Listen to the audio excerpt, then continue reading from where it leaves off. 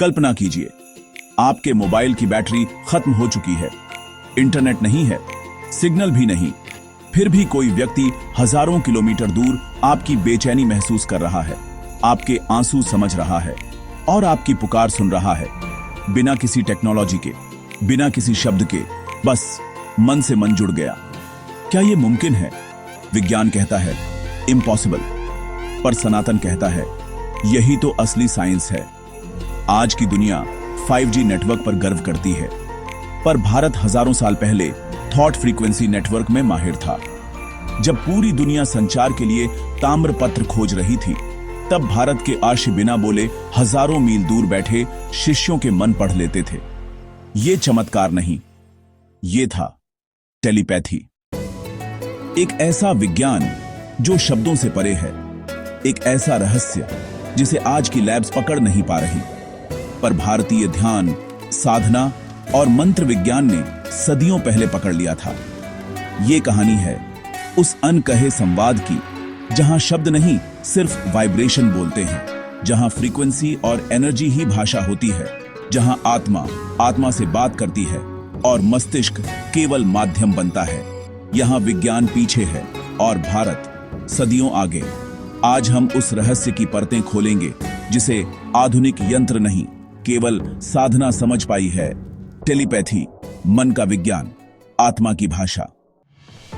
Telepathy यानी मन से मन का संवाद।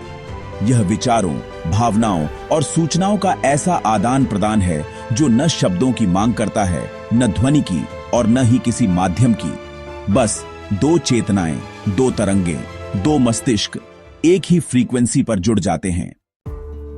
भारत के प्राचीन ग्रंथों में इसका विस्तार से वर्णन है।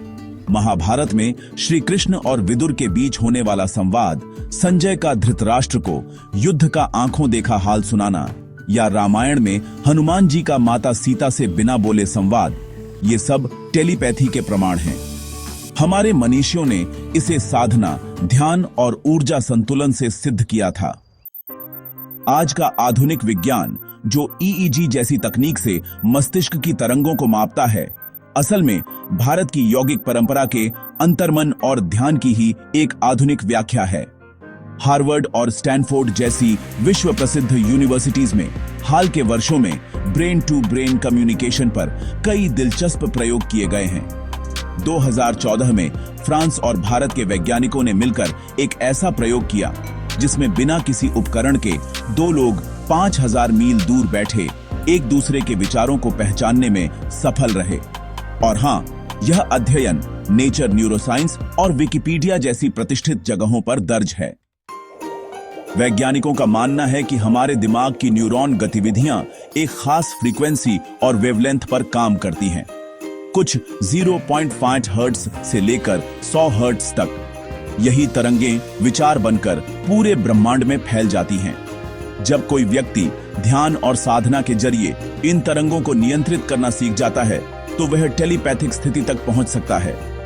हमारे आर्षि मुनि की चेतना इतनी शक्तिशाली थी कि वे हजारों किलोमीटर दूर की बातें भी पल भर में जान लेते थे।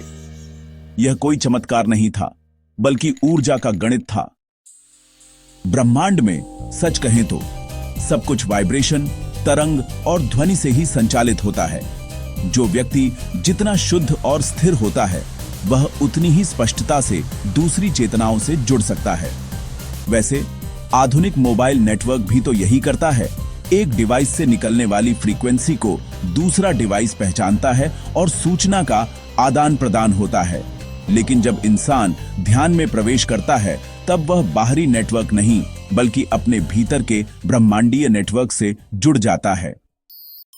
नासा, इसरो जैसे संस्थानों में भी ब्रेन कम्युनिकेशन और न्यूरो फ्रीक्वेंसी ट्रांसमिशन पर रिसर्च चल रही है। वहीं भारत में रामकृष्ण परमहंस, महर्षि अरविंद, रमण महर्षि और स्वामी विवेकानंद जैसे संतों ने बिना किसी टेक्नोलॉजी के टेलीपैथी को सिद्ध किया। यही नहीं, अखबारों और रिसर्च जर्नल्स में दर्ज कई घटनाएं ऐसी हैं जिनमें मां को अचानक बेटे के एक्सीडेंट का पूर्वाभास हुआ या जुड़वां बच्चों को एक दूसरे की पीड़ा महसूस हुई। ये सब आधुनिक विज्ञान के लिए पहेली हैं, लेकिन भारतीय अध्यात्म के लिए सहज विज्ञान।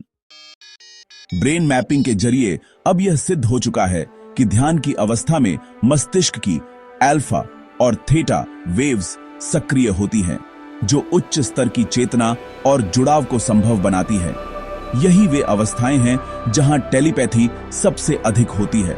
स्टैनफोर्ड यूनिवर्सिटी के न्यूरोसाइंटिस्ट डॉक्टर कार्ल प्रीब्रम का कहना है कि मस्तिष्क एक होलोग्राफिक यूनिवर्स से जुड़ा है, यानी जो हम सोचते हैं वह केवल हमारे अंदर नहीं, पूरे ब्रह्मांड में गूंजता है। और जब दो चेतनाएं एक जैसी तरंग पर होती हैं, तो वे बिना बोले एक दूसरे को सुन लेती हैं। ठीक वैसे ही जैसे रेडियो की सही फ्रीक्वेंसी मिलते ही स्टेशन बज उठता है। ध्यान, प्राणायाम, मंत्रोच्चार और योग, ये सब साधन हैं इस फ्रीक्वेंसी को स्थिर करने के। भारत के अर्षियों ने यह विज्ञान हजारों साल पहले समझ लिया था, जब दुनिया पत्थर के औजार खोज रही थी। उन्होंने चेतना की सूक्ष्म दुनिया में प्रवेश कर लिया था, जबकि आज का विज्ञान अभी प्रवेश द्वार पर है। टेलीपैथी सिर्फ एक संचार प्रणाली नहीं, यह चेतना की पराकाष्ठा है।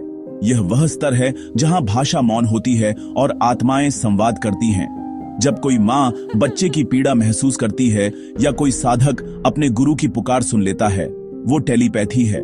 जब बिना कहे आपकी बात कोई समझ जाए, वो टेलीपैथी है। ये वो विज्ञान है जिसे समझने के लिए लैब की नहीं, शांति की जरूरत है।